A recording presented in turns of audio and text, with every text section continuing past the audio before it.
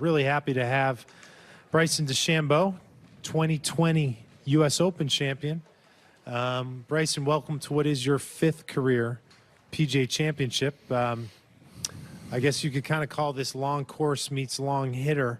But I'm curious, will this course require you, just because of its extreme length, longest in major championship history, are you going to be hitting some different shots than you hit week to week on the tour or any other major championship courses? Yeah, definitely. This golf course is a beast, and hopefully I can unleash the beast, but you never know. May hit it right or left, I don't know. But I'd say for the most part, you have to hit it pretty straight out here, even though you're hitting it pretty far. I'm hitting it pretty far, and I would say that there are holes that you just can't go after it. Number 4 is a great example. You know, hitting driver there, probably you could do it today because it's so into the wind, but for most guys, I watched players hitting hybrids and 3-woods in all day today, and that's not easy. I'm sure the tee boxes will be moved up in certain areas, but for most players out there, if you don't hit it long, it's going to be a tough week, you know, especially hitting hybrid or 3-wood or 4-iron into these greens that are so penalizing around the green complexes. So for me, my length is an advantage, but if I can hit it straight, you know, this week in this wind and control the golf ball, control the flight of it, that'll be my biggest advantage. Absolutely. All right, let's hit the floor here for some questions, starting off at number 7, and then we'll go to number 4. Bryson, what are some of the different questions that Kiawah asks of you compared to other courses that you've played? Well, I've not had, let's say, hybrids or 4-irons into par 3s since I've gotten longer. That's a new one. And I think for other players, it's 3-woods and hybrids in for them. And it's demanding. You know, you got 14 straight into the wind, a little bit off the left, but, you know, it's 240 into the wind. And I watched Phil hit hybrid, and he hit a great shot. And then you got, you know, Kevin hitting 3-wood, and it's not easy. It's definitely a difficult task at hand, and I think that's what's so unique about this golf course is that when the wind picks up, it is probably one of the hardest golf courses I've ever played, and you can't miss it in certain areas either. Like you can't bail out left or right. You just got to have your ball striking on the whole time, and if you don't, you're going to get penalized. Ben, number 4. You're known as a player who likes to make data-driven decisions, take variables and guesswork out of play, but playing in wind like this, there's always a certain amount of guesswork. So how comfortable are you guessing? We try to make our best educated guess, but it doesn't always work out. You know, like for example, today I hit a perfect shot with a 53-degree wedge at 1030, and on the device it said it went the right distance, and then we looked up and it landed 5 yards past the flag and went over the green just because of wind and something we couldn't feel or control. It just gusted right at that moment. So a lot of it's going to be dependent on luck this week, I will say that. And when it's dependent on luck, you have to be patient. You have to say there's going to be good breaks, there's going to be bad breaks, but you have to be patient, wait for those opportunities to make birdies on the par 5s, on those short par 4s, and just hit it in the middle of the green this week. I mean, that's my ultimate goal is if I can hit as many greens as possible, I think I'll do okay. Do you have any new or different strategies for taking any of that guesswork out of it in the wind? Not that I've come up with yet. I mean, I wish if there was a way to figure out the wind, and man, you guys are going to eat this one up, but the laminar flow of the wind and how it works, you know, it's going to certainly, I mean, look, there are certain times where over certain dune hills and stuff on the greens and before the greens where the wind will flow down and up and over certain mounds. So it's going to make it feel weird, play different, and it's just going to affect how the ball goes. And even on the putting green, I'd say that's the most important thing is if you could putt on these greens knowing how the wind's going to affect your putt, man, you're way ahead of the game. And I mean, nobody's figured it out other than intuitively. You know, you're over the putt and you go, oh, more gust, and so you push it a little bit more or whatever to account for that. Okay, let's Steve 10, please. Steve. Just curious, what's the longest drive you've hit this week on the course? Well, yesterday I had like a 160 yards into 7. So whatever that is. What's the shortest drive you've hit with your driver? I think it was on 15. I just pumped driver.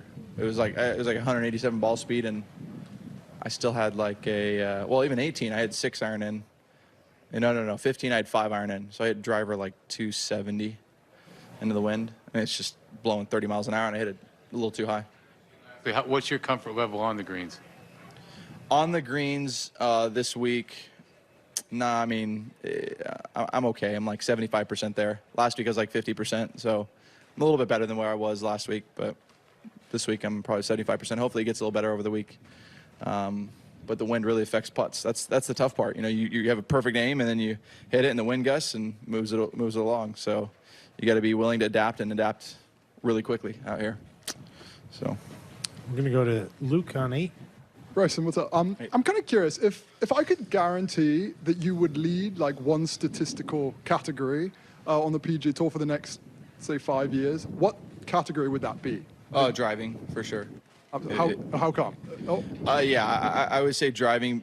You know, as golf courses keep getting longer and they become more demanding on the PGA Tour, if you can put it in the fairway and be in the fairway all the time, having a massive advantage over everybody. You know, I can work on the iron play and the wedging and putting. And putting's good enough to still win. Those are the two main categories that I would say. It's not always just one, because you could be great in driving and then terrible in putting and never win. So there's always about two categories you got to be really good at to win golf tournaments. And I think the most important ones are driving and putting, no doubt. Yeah. Number 6. Following up on the putting, you say you're 75% this week. Confident. Where were you going into the U.S. Open? The U.S. Open, I was like 90, 95. So, yeah, it's just starting the ball in line. I'm not starting on line like I would like. Hopefully I can work that out today and be comfortable for tomorrow. I keep hearing talk that you're throttling it back. What does that mean? Well, it's just to control it a little bit better. And, you know, you can't let it loose out here. There's certain golf courses, like last week, I kind of let it loose a little bit, but even at that, it was still trying to control ball flight. And I'm still trying to gain speed. It's not like I'm not. It's just I'm trying to find more efficient ways to do it. And sometimes when you lock things down or make your golf swing more consistent, it doesn't always produce more speed. And especially the driver I'm using right now, it's not fully maxed out with everything. And there are reasons for that, just so the head to keep the head a lot longer rather than having it break, you know, every couple weeks. Is this driver from the one you used at the Masters? It's way different. I mean, it's 3 degrees more loft. It's different face design, different weight. But it's the driver that I've always, I drove it unbelievably well. Without distance, I was #1 in driving in 2018, early 2018. And that was the best I'd ever driven in my entire life. And I just felt like I was on autopilot. And it was just this driver that worked really well. And then it unfortunately broke after hitting enough times. And, you know, I had to go to another driver, and it wasn't the same after that. And so I've been searching for that setup ever since. And, you know, it's tough to make it perfect. You know, nobody's found out how to do that. If a manufacturer found out how to make it perfectly, we'd all be using it. What made you decide to throttle it back? Because you were talking crazy numbers. Yeah, and I'm still want to get there eventually. You know, a lot of it is I've reached a physical limitation that I don't know how to get past yet. Like, I'm getting stronger. I'm the strongest I've ever been, but it doesn't produce swing speed, which is really interesting. And so, you know, how to increase swing speed like you're working out is something that nobody has really figured out. And, you know, it takes years to get up to the long drive levels that the guys like Kyle Berkshire has and stuff like that. So maybe just be a timing thing. May also be, you know, played a lot of golf, not gotten enough rest. And, you know, when quarantine came about, I had time to physically transform everything. You know, I took a couple weeks off of even playing golf or touching a golf club and just literally changed my body. And I don't have that time now. So. Bryson, let's zoom out to Daniel. Daniel R., go ahead, sir. Hey, Bryson. Yeah, the Saudi Golf League or the Super Golf League, whatever the name is, seems to kind of still be humming in the background. Just curious, what is your take on it? Whether you've had conversations or if you maybe see some benefits to it, like Phil Mickelson suggested. Yeah, you know, I don't know much. I've got a lot of people in the background working on it for, you know, my agent, Brett. We're all dealing with that. And I think that at the end of the day, there's interesting concepts. But, you know, that's all I really have to say about it. There's not much I can do personally. I'm out here just playing golf, trying to win a major championship. And, you know, I think at the end of the day, it's people in the upper management that has to be taking care of that compared to me. I really can't do, unfortunately, much about it. I wish I had a bigger say in things, but I don't. I just play golf. And a completely unrelated question. You've won multiple times since you've had this physical transformation. You've also missed some cuts. I'm curious, are you okay with the missed cuts if you win on your on weeks, or do you take pride in kind of the week-to-week consistency of grinding out a top 10 when you don't have it? No, I love the grind of work, getting a top 10 when you're not all the way firing on all cylinders. And it's great to win too, and I don't like missing cuts. So I would say on any front, you're trying to do your best every week, and when you miss cuts, it's never fun. But it's all about being consistent. How do you become more consistent with this transformed body, with this, new swing speed and everything? And there are times where I recognize I can swing it softer, and I have ball speeds that are way faster than everybody out here, and that's cool and comforting to have. But you still got to make putts, you still got to wedge it close and everything, and that's the difficulty is you can get all this distance, but it doesn't mean you're going to play better. And I find the grind and the passion and the perseverance going down a different road, unique road, pretty intriguing to me, and it just keeps me firing on all cylinders on my own end in my life. 3, Jeff. Bryson, the pre-tournament drumbeat here is how difficult it is, right? Yeah. The longest course ever, the wind, everything. Yeah. I guess you wouldn't want to do it every week, but is part of you enjoy the challenge of such an extreme test? Yeah, I would say a few weeks a year is okay. That's for sure. This is one of those weeks, and it's going to be somebody out here that wins that's the most patient. It may not be the person that's playing the best. I mean, there's certainly luck involved this week with the greens the way they are and the wind the way it is, and the slopes around the green. Sometimes you're just going to get unlucky. You hit a great shot and the wind dies and barely goes over the green. So, it's going to be somebody that has a lot of patience and a lot of resolve to fight back when things aren't going well for them. So it's as much a mental test as it is anything physical this week. Absolutely. I mean, I would say it's more of a mental test than a physical test, because we all are great golfers and we know how to swing the golf club, but it's more about the mental fortitude that you have. And for some reason, I do pretty well in these types of environments, brings out the best in me. So hopefully it can this week. Yeah. Hopefully. Nice. We'll see. Let's go Bob, number 9. Bryson, Steve Stricker was up here earlier, and he said that he hoped that Tiger could be at the Ryder Cup as an assistant later in the year. I'm sure you're probably on board with that, but I'm just curious if you've spoken with Tiger at all. Has this subject come up? Yeah, the Ryder Cup conversation hasn't come up, but I've just been talking to him as a friend and seeing how he's doing, and had a couple questions for him about what he's doing and how he's living life and his kids and dogs and whatnot. I just think that's where my relationship is with him, and I really care about his personal life more than his golf, because if his personal life is well, I think golf will follow. Personally to me, he's been the greatest influence in my life, and I tend to keep the friendship at a level that is looking out for him in all instances. So I hope he can definitely be a part of the Ryder Cup. It would be an honor to have him a part of that team, and hopefully he can. Obviously, you'd see him as an asset there. Yeah. To the team. In what way? 100%. I mean, you look at the President's Cup and how influential he was at just keeping us on the straight and narrow path of saying, hey, we're okay, we can still do this, and we ultimately pulled it out. And I think that's what's so cool about the way Tiger works with things, that he says it doesn't matter, I'm just going to go out there and get the job done. No matter what cost, you just got to get the job done. And that's what's so amazing about what he was able to do, and I think it'll transfer over if he's a part of the team, is they'll have that kind of same spirit as he did at the President's Cup.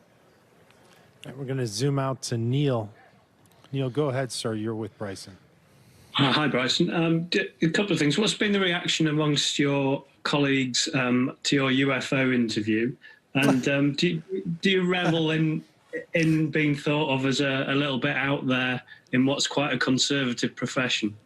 Oh, I mean, talking to Phil, it was definitely an interesting conversation. So Phil and I had some great comments on that. And when we started talking about interdimensional travel, he was like, okay, yeah, okay, cool. I don't know what really that means, but I think I know. He's been a lot of fun to talk to, and other guys really haven't brought up too much of that. But I love conversating about unique and different topics, not just the game of golf. I've got a lot of opinions and viewpoints on things outside of the game, and eventually that will become more public. But for the most part, talking about aliens is kind of cool. I don't know. I think it's interesting and different from the game. We talk about this game so much. It's kind of nice to be able to talk about something different. But yeah, being different, I'm used to it. Thank you. Yeah. Let's go to number 7, please. Sorry, I have another golf question. Oh, dang it. I'm just kidding. Since your transformation, what's the windiest conditions that you've played in, and what are some of the challenges that you face, unique challenges that you face because of the ball flight and how high you hit it? Yeah, I mean, obviously the launch conditions when you're hitting it 150, 160, 170 feet in the air are not great, and into the wind conditions like this, it's not going to go anywhere. So I would say this week is up there for sure. Last week there was a couple moments where it got pretty windy, but this week is going to be probably the most wind we've had since I've been, backwards since I've transformed myself, and that I can remember at least. Maybe I'm wrong in that, but this is, in regards to the golf course and the wind, this is the most difficult test that I've been on since transforming my body. I don't know if that answered your question at all, but yeah, I mean, sorry. I don't know. Okay, 2 or 3 more. Let's start zooming out with Paolo. Go ahead, sir. You're with Bryson. Hi, I am Bryson. Talking again about the Ryder Cup. Compared to what happened in Paris, it looks like you from the US are getting stronger this time. Are you talking with your colleagues about this, and also about the European guy situation, like Francesco Molinari was the leading scorer. He's not performing very well now. So do you feel you are the favorite this time? I don't know how to really answer that. You never know who's going to be the favorite in the Ryder Cup. I mean, there's a lot of emotions that are at play that allow certain teams to do really well. And hopefully being over at Whistling Straits, it'll be a little different for us this year with the support behind us. And it's going to be difficult for travel and all that. I really have no idea what's going to go on. I know that personally for me, I'm going to probably be a little more vocal than last year and who I'd want to be with and who I'd want to play with, what games fit my style of play. Last time I played, I was more, starstruck. I was like, whoa, this is the Ryder Cup. And, I'll just do everything that everybody says. And I feel like I'm a little more experienced now, and my game is a little different. And I feel like I could fit certain types of games a little bit better than previous years. So as time goes on, I think the U.S. team's getting stronger and stronger, and we're getting more comfortable with each other. We had so many young players last time that we didn't really know what to say or do, and hopefully it'll be a lot different this year. One more zoom out here is Jay. Jay, go ahead, sir. Jay, you might be muted. Are you there, Jay? Hi, Bryson. Before he passed away, Pete Dye told me that he thought par on the ocean course was 68 because he felt that under optimum conditions that the very best players could birdie all the par fives. He came close to that when Rory won in 2012. Do you feel that par is essentially 68 under optimum conditions or even lower? Under optimum conditions, I mean, with no wind, I mean, that really worked out well for me at Augusta. So, no, I'm just messing. Look, you could say it's par 58, you could say it's par 59, or 78, or 80. It really, honestly, depends on the day and the conditions. If it's under optimum conditions and we're playing our best golf, you could totally say that. I would say also that if the wind's up, the par could be 76. So that's my answer to that. I don't know how else to explain that. Number 11. I just wanted to follow up about the Super League question. You've talked about the inherent individualism that comes with being a professional golfer, right? So just curious, how do you balance, what would potentially be best for you or a massive opportunity for you versus entertaining, a controversial idea or things like that? Well, I mean, this is like an hour conversation probably, but from my perspective, I'm not trying to make anybody mad. I'm not trying to make anybody side on one side. From my perspective, I want the best for the players and for the fans, and whatever players do in regards to this tour or whatnot is going to just make my decision. I will never commit to anything. From my perspective, it's about the players looking at it in a different way. And if they want to do that, then okay. If the players go, then probably follow suit. But at this point in time, it just doesn't seem like there's enough players. And at that statement, I would say that is probably more. I don't know. I don't know. It's such a weird conversation. I think the players in such a weird position because it's like we're just trying to do what's best for the game of golf and for the fans. I mean, we want to give the fans an amazing experience. And are the players taken care of to the fullest extent, all the way from the 200th to the top player in the world? I mean, I don't know. I mean, that's a conversation that all players have to have in order to make this work. But from a Super League perspective, this is stuff that's got to be dealt with in the upper management. I don't know. I mean, I'm just a player trying to play golf. I don't really have a great answer for it. My agent's been telling me about it, but it's like, don't want to ruffle any feathers. We just want to go play golf and I would say give the fans the best experience they could possibly have. And if it's with the, if it's with the Super League, then it's with the Super League. But I will never do anything first. I will never be anybody that goes first in something like that. It's got to be the tour coming together and saying this is better for the fan experience and whatnot. But it's definitely, the tour's given me an amazing opportunity, PGA Tour, and there's a relationship there that I don't want to hurt. There's a relationship there that I have with USGA, the PGA, Augusta, and the British Open that we don't want to hurt. And it's a very difficult, weird situation I think the players are in, and hopefully it can all be resolved so we can just get past it and play golf and I would say enjoy giving the fans the best entertainment possible. About it being weird, as you say, as being a distraction at all for guys or anything? It's a complete distraction. I would say from my perspective, I'd want to know what way to go and just let's go. Whatever it is, whatever is best for the players and for the fans is what I would support. Again, I don't know all the details. I don't know everything. This is me just speaking from an outside perspective that, whatever the tour wants to do, whatever the players want to do, I'm behind the players with whatever they want to do. Because as a collective group, I think we do have a good understanding of what the fans do want. And, there's going to come a point in time where they'll all talk about it, but I'm not there yet. I don't even know. So, Bryson DeChambeau, thank you for finding us, and please enjoy your week here and come back and visit. Thanks, Thank guys. you. Appreciate that. Thank you.